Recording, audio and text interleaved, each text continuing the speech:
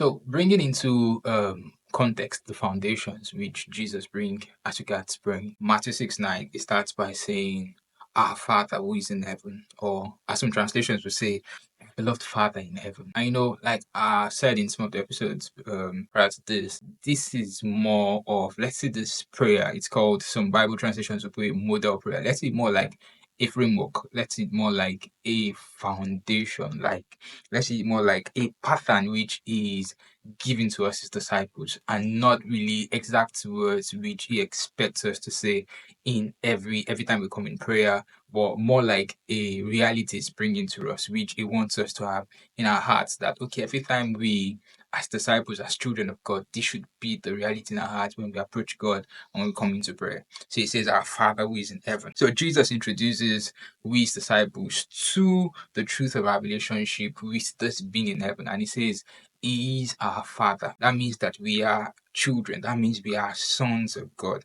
And this is something which should always rest in our hearts. I'm a child of God, and the person up there is my Father. This is the Father you never knew you had. That's what Jesus is telling them. They would never have imagined calling God Father, because they never even knew he wanted that kind of relationship with them. But Jesus comes now and he says, understand, have it at the front of your mind, at the forefront of your mind. This is your Father. This is the family you belong to. You are not an outcast begging to come into the house. This is your home.